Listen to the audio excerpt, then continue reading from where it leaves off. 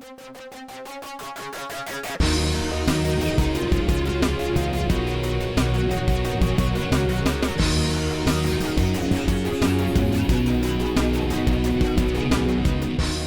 back to Real Estate 101. Today we're going to continue our discussion on family law and talk a little bit about common family law court mistakes. And I'm pleased to be joined once again by John Schuman of Devery Smith Frank LLP. John, welcome back to the show. Thanks for having me again. All right, John, so when it comes to separating couples, what is the biggest mistake people make regarding their children?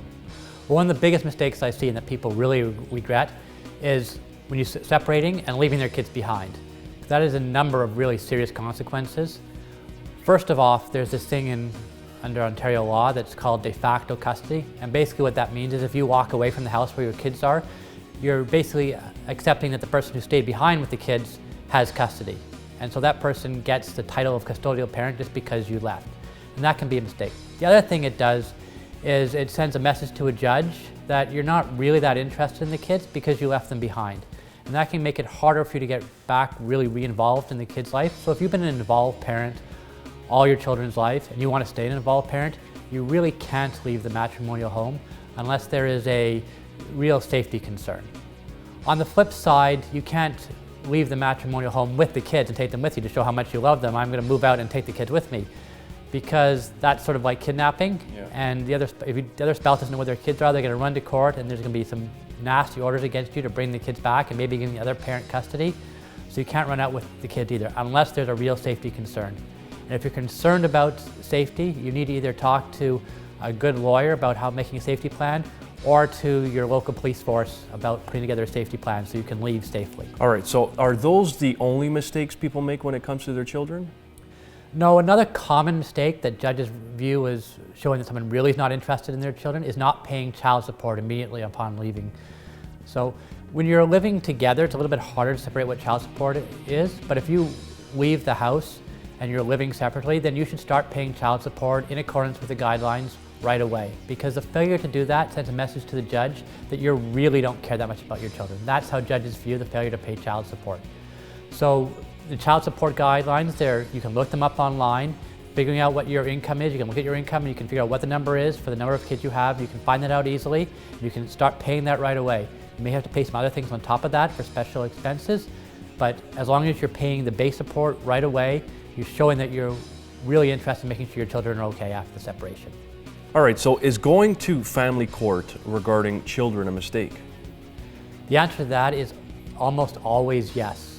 I talked about safety concerns earlier, and yes, if there are safety concerns, if your spouse is abusive, or if they've got mental health issues, or if they're really unreasonable, or they're addicted to drugs or alcohol and they just can't behave in a rational way, and you really need a hammer of the court to force them to do what they need to do, then court's necessary. Other than that, court is often the worst place to resolve kids' issues. There's a number of reasons for that. One is that, first of all, judges don't get to see a lot of you and your spouse in court, and sometimes they make decisions about what's best for the kids based on only things that your lawyers have said or things they've read. Right. And that judge may have a completely different view of what your kids are about than what you think your kids are about. So they can make it an order that's completely at odds with what both of you think is best for your children. Another problem is that judges don't really like getting into the little itsy-bitsy logistics, and sometimes the real details in kids' lives are in the logistics about who takes them to hockey, who takes her to swimming lessons, and how does dinner work out afterwards. And judges don't get into that. They just set out blocks of time. But you can often have a much better schedule for your kids that keeps them more involved if you and your spouse work it out. And there are a number of ways to work that out. You can either sit down and try to work it on your own, or if you can't do that, see a parenting professional, social worker or a psychologist who specializes in developing parenting plans after separation, because they can work out the details with you and come up with a plan that works for you and for your kids. And sometimes they even will get your kids' input onto what they think should happen. Judges don't really want to do that either because of the trauma of the attacking and viciousness that happens in court. And that viciousness that happens in court, the real combativeness and the conflict is really harmful to kids. When they've done the studies about what harms kids, the divorce itself, or the separation itself doesn't harm the kids. It's their parents fighting that harms the kids. The mental, emotional aspect. That's right.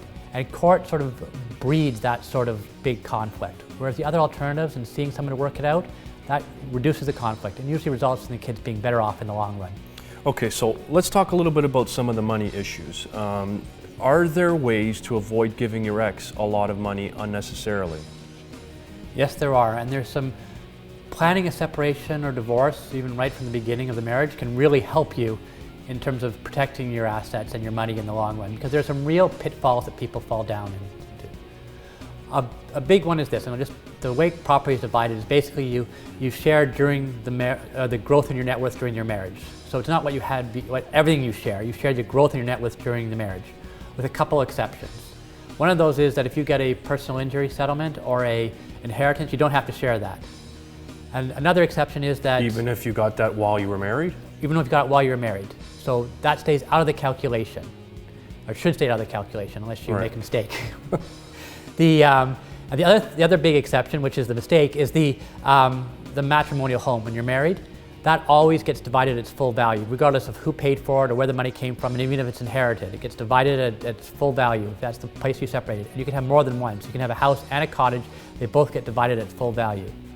So if you put that inheritance or that personal injury settlement into your matrimonial home, you'll lose it. If you put that inheritance or personal injury settlement or that sort of money into a joint account or other joint asset, you may lose it. You might get it back if you can trace it, but tracing is a real messy exercise, and the courts are sort of wishy-washy about how it's best done, so you could still lose a lot of that money if you put it into a joint asset. And the other thing is, if you bring like a house into the marriage and you separate from that house, even though you would otherwise have gotten the credit for bringing it in because you're sharing the growth of your net worth, you don't get a credit for bringing a matrimonial home into the marriage if it's the same house you separated from. So in that case, you'll lose a lot of money. Even if it's a really short marriage, you can lose a lot of money. And the same thing sort of happens with other types of assets you sort of inherit during the marriage, like a business and things like that, where you get the shares, and if you get your spouse involved with them, you can get yourself into trouble. So the best way to avoid that is to either be very careful about what you do with your assets during the marriage and speak to a lawyer about how to protect them, or do a marriage contract, either before you get married or after you get married, to protect those big assets when you know you're going to get them. All right, so what happens if you and your ex aren't married? If you and your ex are not married, then there's no property division under the Family Law Act, which means you don't automatically share in the growth in your net worth. There is still a thing you have to be worried about, and that is that you still have claims under this thing called equity. And what that means is if you tell your partner that, this is our house, not your house, like it's not my house, it's our house together, or this is our business, not my business, even if you put all the money into it yourself, or if you let that person put a lot of money into it, even though it's all in your name, or put a lot of their own effort into it. So you have your spouse, you're not married to them, but they pay for the renovations to the house, then that person can acquire an interest in equity. And that means the court can declare that they own part of the property. So if you are going to have a piece of property, you're not getting married because you don't want to share it in an asset, you want to set yourself up so that you're not having your partner contribute to that asset significantly, and you're not telling them that it's your asset together. Otherwise, you get yourself into some trouble. All right, so you talked about property assets and family assets. Can you lose, for instance, let's say, a family cottage to your ex? Yes, you can. And you can lose your parents' cottage and your grandparents' cottage to your ex if you're not careful. And the way that happens is this. First of all, if you inherit that property during the marriage, it would be excluded except for the fact that you and your spouse spend a lot of time there. So it might become a matrimonial home. And if it's a matrimonial home, then the full value gets shared. So now you have to share in half the value of that cottage with your ex. So that's, unless you have a marriage contract. Right. So that way you may end up losing the cottage because you have to give half the value to your ex-spouse. The other thing that happens with cottages, and this happens whether you're married or not, is that people put a lot of time and effort into them, right? So you have your spouse up there, and your spouse fixes the dock, puts on a deck, redoes the roof.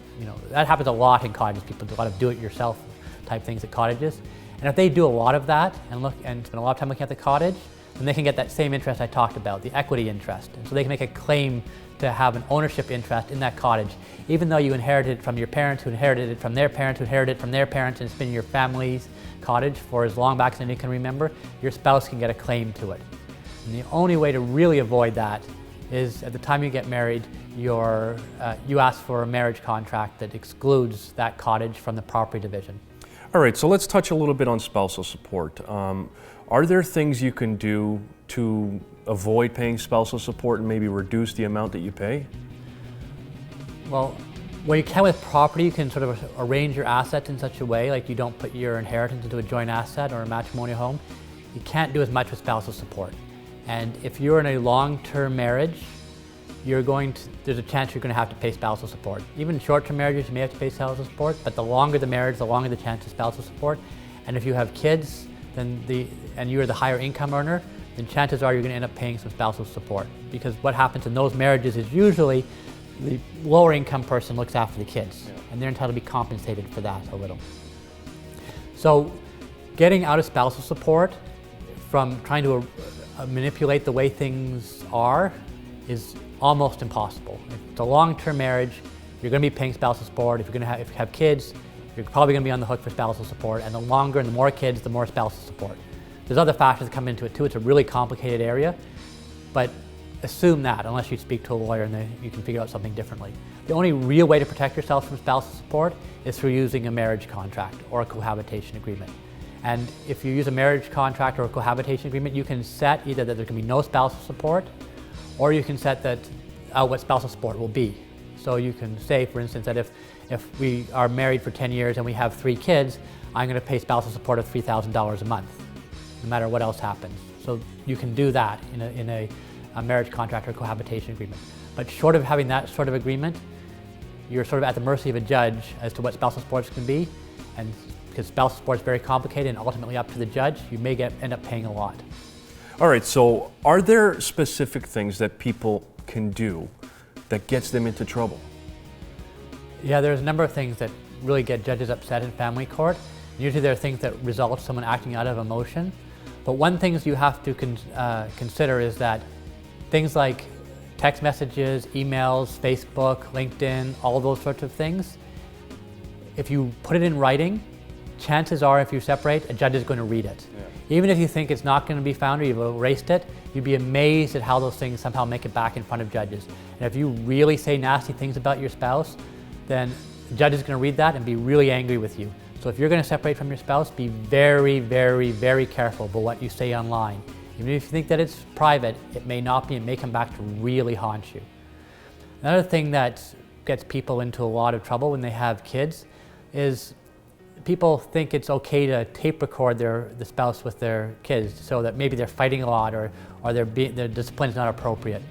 And tape recording or any type of recording of a conversation to which you are not a party is actually a breach of Section 184 of the Criminal Code. You can get arrested for it. And not only that, but any evidence you obtain illegally is not admissible in court, so the court won't look at it. So you go to jail, and what you were trying to do doesn't work out because the judge never listens to the tape that you had. So don't go recording conversations unless you've spoken to a lawyer first, and never ever record conversations to which you're not a party. Those will get you into some serious trouble. All right, John, so for today's final question, any last tips for people to avoid mistakes in court? Yes, you have to keep a level head in court and act rationally, even if it's really hard, because the separation's been really difficult and it's a really emotional time. Because acting out of anger or bitterness or vindictiveness is something that judges really, really hate, and they will come down hard on you and punish you for it. Maybe even take your kids away if you're showing that you can't be a good parent because you're so angry and vindictive.